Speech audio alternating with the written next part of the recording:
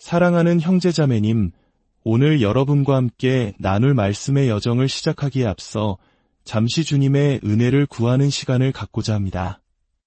지금 이 음성을 듣고 계신 여러분의 마음과 가정 위에 우리 주 하나님의 깊고 넓은 사랑과 평강이 충만하게 임하시기를 간절히 기도합니다. 이 귀한 진리의 말씀이 여러분의 삶에 생생한 기쁨과 능력이 되기를 소망합니다. 이러한 은혜의 통로가 더 널리 퍼져나갈 수 있도록 돕는 것 또한 귀한 믿음의 실천입니다. 잠시 시간을 내어 이 채널을 구독하시고 좋아요를 눌러주신다면 이 축복의 메시지가 더 많은 영혼에게 닿는 데 큰 힘이 될 것입니다. 여러분의 작은 섬김을 통해 하나님의 나라가 확장되는 귀한 일에 동참해 주시길 부탁드립니다. 이제 주님께서 우리에게 허락하신 결혼이라는 신비로운 주제에 대해 함께 묵상하는 시간을 갖겠습니다. 오늘 저는 결혼이라는 주제에 대해 여러분과 이야기를 나누고자 합니다. 사실 이 주제에 대한 더 정확한 제목은 잠언의 말씀에서 직접 가져올 수 있습니다. 슬기로운 아내는 여호와께로부터 말미암느니라. 제 개인적인 삶을 통해 저는 이 말씀이 진리임을 2번이나 증명했습니다. 오늘 밤 저는 제 개인적인 경험을 바탕으로 여러분과 나누고 싶습니다. 제 이야기가 인생의 가장 중요한 문제 중 하나를 다루는데 여러분께 도움이 되기를 바랍니다. 아마도 한 남자나 여자가 평생 동안 내리는 가장 중요한 개인적인 선택은 바로 인생의 동반자를 선택하는 것일 겁니다. 먼저 몇 가지 성경적 원리를 세우고 그 원리들이 제 삶 속에서 수년에 걸쳐 어떻게 이루어졌는지 보여드리고자 합니다. 그리고 다음 주 이 시간 주님이 허락하신다면 그 원리들을 여러분의 삶에 어떻게 적용할 수 있는지에 대한 더 실제적인 가르침을 나누도록 하겠습니다. 오늘 저는 무엇보다 결혼의 중요성을 확립하고 싶습니다. 저는 결혼이 하나님 보시기에 그리고 성경의 계시를 통해 볼 때 우리 대부분이 생각하는 것보다 훨씬 더 중요하다는 것을 깊이 깨닫게 되었습니다. 여기서 우리란 불신자나 회심하지 않은 사람들을 말하는 것이 아닙니다. 바로 오늘 이 자리에 모인 우리, 주님을 알고 성령으로 세례를 받았으며 주님의 길을 따르려 애쓰는 우리 같은 사람들을 말하는 것입니다. 최근 몇 달 동안 주님께서 저를 다루시는 과정을 통해 저는 우리가 결혼의 중요성과 하나님께서 그 위에 두시는 가치에 대해 턱없이 부족한 개념을 가지고 있었다는 것을 확신하게 되었습니다. 제가 이것을 깨닫게 된 계기 중 하나는 저의 2번째 결혼식이었습니다. 그 결혼식에서 찰스 심슨 형제님이 짧지만 매우 통찰력 있는 메시지를 전해주셨습니다. 저는 그가 전한 말씀을 묵상하면서 마음에 새로운 깨달음이 자라나기 시작했습니다. 그는 인류의 역사가 결혼으로 시작된다는 점을 지적했습니다. 성경의 계시는 아담과 하와의 결혼으로 시작됩니다. 그리고 하나님께서 예정하신 인류 역사의 위대한 정점 역시 결혼, 바로 어린 양의 혼인 잔치입니다. 예수님께서 첫 번째 기적을 행하신 곳도 가나의 혼인 잔치였으며 성경 전체를 통해 결혼이라는 주제는 계속해서 반복되어 나타납니다. 우리 중 일부는 어쩌면 종교적인 배경 속에서 결혼을 일종의 불가피한 필요악처럼 여기는 생각을 형성했을지도 모릅니다.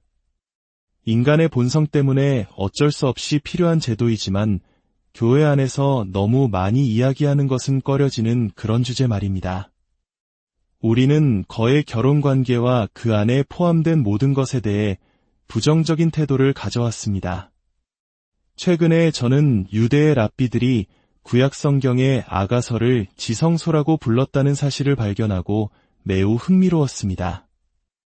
그들은 아가서를 어떤 의미에서 성경에서 가장 거룩한 책으로 여겼습니다. 하지만 솔직히 말해 아가서는 한 남자와 한 여자 사이의 매우 열정적인 사랑 관계를 묘사한 책입니다. 이것은 우리에게 중요한 사실을 알려줍니다. 바로 그리스도께서 우리를 열정적으로 사랑하시며 또한 우리로부터 열정적으로 사랑받기를 원하신다는 것입니다. 우리는 신약의 기독교를 결코 열정 없이 말할 수 없습니다. 우리가 기독교를 단지 교리와 신념, 그리고 교회 질서로 축소시킬 때 우리는 하나님께서 의도하신 그리스도인의 모습이 되기 위해 반드시 필요한 한 가지 핵심 요소를 놓치게 됩니다.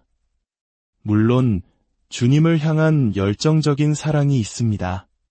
오늘 제가 그 부분에 대해 깊이 다루지는 않겠지만 제 자신의 경험을 돌이켜볼 때 저의 첫 번째 아내와 두 번째 아내에 대한 사랑이 주님께서 저와 맺고 싶어 하시는 관계, 그리고 제가 주님과 맺어야 할 관계가 어떤 것인지에 대한 가장 깊은 통찰을 주었다고 고백할 수 있습니다. 이제 몇 가지 성경 구절을 살펴보겠습니다. 잠언 18장 22절입니다. 아내를 얻는 자는 복을 얻고 여호와께 은총을 받을 자니라. 저는 이 말씀에 2번 아멘으로 화답합니다. 이 구절은 올바른 아내를 찾을 수 있도록 돕는 하나님의 특별한 은총이 한 사람의 인생에 임한다는 것을 암시합니다. 저는 그것을 굳게 믿습니다. 그리고 저는 주님의 그 은총을 받은 사람입니다. 오늘 여러분 앞에서 주님께 깊은 감사를 표현하고 싶습니다. 저는 결코 그럴 자격이 없는 사람이었습니다. 다음은 잠언 19장 14절입니다. 집과 재물은 조상에게서 상속하거니와 슬기로운 아내는 여호와께로부터 말미암느니라. 다시 한번 주님께서 그를 사랑하고 섬기는 어떤 남자에게 내려주실 수 있는 가장 큰 축복 중 하나가 슬기로운 아내임이 분명해집니다. 슬기롭다는 이 단어는 지혜롭고 분별력 있으며 현명하다는 의미를 모두 포함합니다. 주님께서 제게 주신 두 아내를 묘사할 한 단어를 고르라면 저는 이보다 더 좋은 단어를 선택할 수 없을 것입니다. 그래서 저는 다시 한번 겸손한 감사함으로 주님 앞에 엎드립니다. 이제 신약성경 마태복음 19장으로 넘어가서 바리새인들과 예수님 사이에 오갔던 결혼에 대한 대화를 살펴보겠습니다. 제가 이 본문을 택한 이유는 예수님께서 결코 타협하지 않으시는 결혼에 대한 명확한 기준을 가지고 계셨음을 보여드리기 위함입니다. 마태복음 19장 3절부터입니다. 바리새인들이 예수께 나아와 그를 시험하여 이르되 사람이 어떤 이유로든지 아내를 버리는 것이 옳으니이까. 당시 유대교에는 그렇다고 가르치는 랍비 학파가 있었습니다. 만약 아내가 당신이 먹을 케이크를 태웠다면 그것만으로도 이혼 사유가 된다고 가르칠 정도였습니다. 그들은 인간적인 편의와 상황에 따라 결혼의 기준을 낮추려 했습니다. 그러나 예수님의 대답을 보십시오. 예수님께서는 그들의 기준을 따르지 않으셨습니다. 그분은 단호하게 그들의 질문을 넘어 하나님의 창조 원리로 돌아가셨습니다. 예수께서 대답하여 이르시되 사람을 지으신 이가 본래 그들을 남자와 여자로 지으시고 말씀하시기를 그러므로 사람이 그 부모를 떠나서 아내에게 합하여 그 둘이 한 몸이 될지니라 하신 것을 읽지 못하였느냐. 그런즉 이제 둘이 아니요 한 몸이니 그러므로 하나님이 짝지어 주신 것을 사람이 나누지 못할지니라 하시니. 예수님께서는 당시 사회에 팽배했던 결혼에 대한 안일한 기준을 받아들이기를 절대적으로 거부하셨습니다. 그분이 인정하시는 유일한 기준은 창조 때에 하나님 아버지께서 세우신 기준이었습니다. 결혼이라는 주제를 다루실 때마다 그분은 항상 태초로 창세기로 돌아가셨습니다. 여러분께 꼭 말씀드리고 싶은 것은 결혼은 전적으로 하나님에 의해 시작되었다는 사실입니다. 인간이 고안해낸 제도가 아닙니다. 그것은 하나님께서 설계하시고 하나님께서 계시하시며 하나님께서 세우신 것입니다. 인본주의나 거짓 종교가 인간의 생각을 지배하는 곳에서는 어디에서나 결혼의 기준이 낮아지는 것을 발견하게 될 것입니다. 하나님의 계시의 비단에서 살지 않는다면 우리는 하나님께서 정하신 기준 이하로 떨어지게 될 것이며 그것은 우리 자신에게 큰 손실이 될 것입니다. 하나님께서는 오늘날 대부분의 그리스도인들이 생각하는 것보다 훨씬 더 큰 중요성을 결혼에 두십니다. 아직 결혼하지 않은 분들께 특별히 말씀드립니다. 하나님의 최선보다 못한 것에 안주하지 마십시오. 자신을 값싸게 만들지 마십시오. 만약 당신이 하나님의 자녀라면 하나님께서는 당신을 위해 특별한 것을 준비해 두셨습니다. 저는 하나님의 최선을 기다리지 못하고 그보다 못한 것에 안주했던 수많은 젊은이들의 삶을 돌아보며 깊은 안타까움을 느낍니다. 물론 하나님은 여전히 그들을 사랑하시고 최선을 다해 도우실 것입니다. 하지만 그것은 마치 고속도로에서 잘못된 출구로 나가는 것과 같습니다.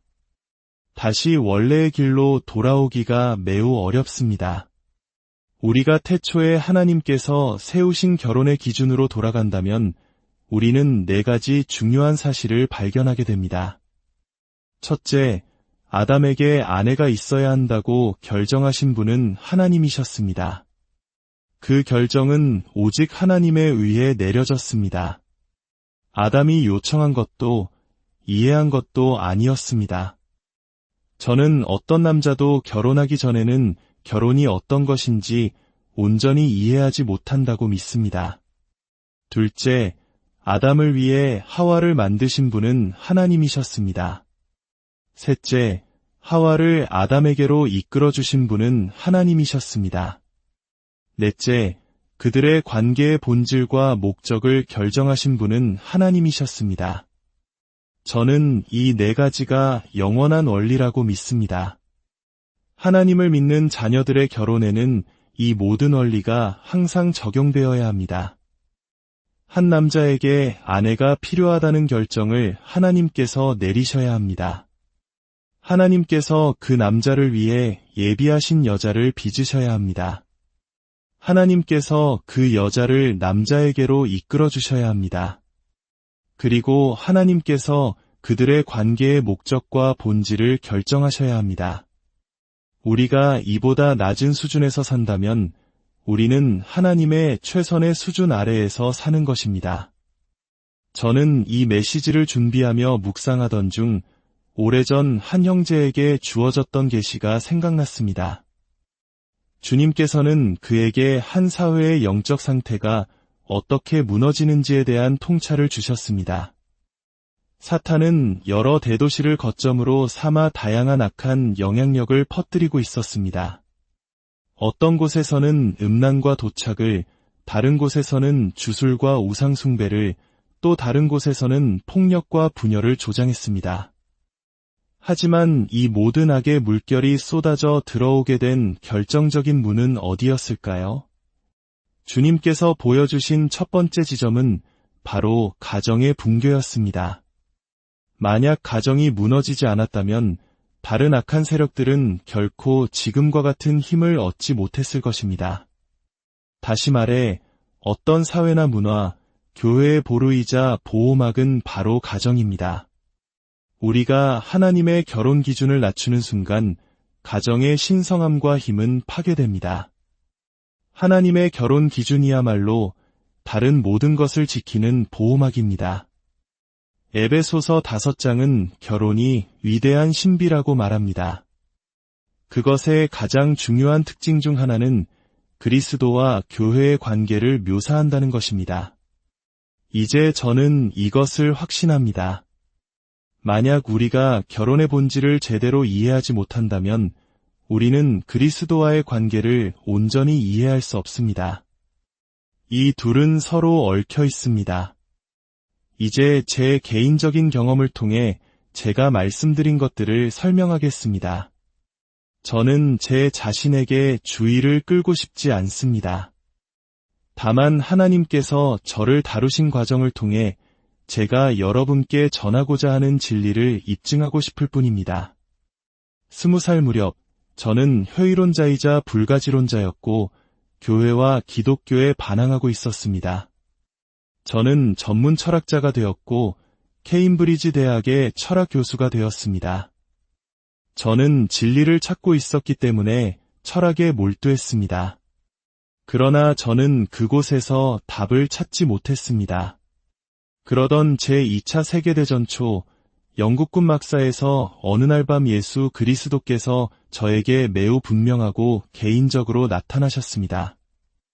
그날 이후로 저는 두 가지를 의심할 수 없게 되었습니다. 첫째, 예수 그리스도께서 살아 계시다는 것. 둘째, 성경이 진리의 책이라는 것입니다. 거의 즉시 하나님께서는 제 마음에 한 단어를 심어주셨습니다. 팔레스타인이었습니다. 당시에는 지금의 이스라엘과 요르단 지역을 포함하는 곳이었습니다. 주변의 신앙인들은 제게 하나님께서 당신을 팔레스타인으로 부르시는군요라고 말해주었습니다. 군인은 자신의 운명을 선택할 수 없습니다. 주님을 만난 지 몇 주 만에 저는 부대와 함께 해외로 파병되었고 이집트와 리비아, 수단에서 3년을 보냈습니다. 사막에서의 생활은 저에게서 삶의 비본질적인 것들을 모두 벗겨내고 오직 생존이라는 본질에만 집중하게 했습니다. 그곳에는 교회도 설교자도 없었습니다. 저는 오직 성경을 읽어야만 했습니다. 그리고 성령님께서는 제가 읽는 것의 본질적인 의미를 보여주셨습니다. 3년 반의 시간이 지난 후 마침내 군대는 저를 팔레스타인으로 전출시켰습니다. 하나님께서는 저를 감람산에 있는 한 병원으로 보내셨습니다. 제가 만약 전 세계에서 단 한 곳을 선택할 수 있었다면 바로 그곳이었을 것입니다. 인내로 기다린 후에 약속을 받게 되는 것입니다.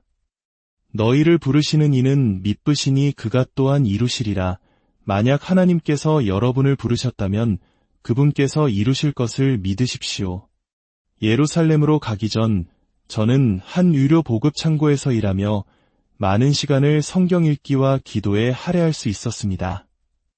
그곳에서 하나님께서는 제게 2번 말씀하셨습니다. 하나님께서는 종종 제게 방언으로 말씀하시고 그 해석을 주시는 방식으로 소통하셨습니다. 그 말씀들은 거의 항상 지극히 정확했으며 제 삶 속에서 그대로 이루어졌습니다. 첫 번째는 저의 사역에 대한 구체적인 부르심이었습니다. 주님께서는 이렇게 말씀하셨습니다.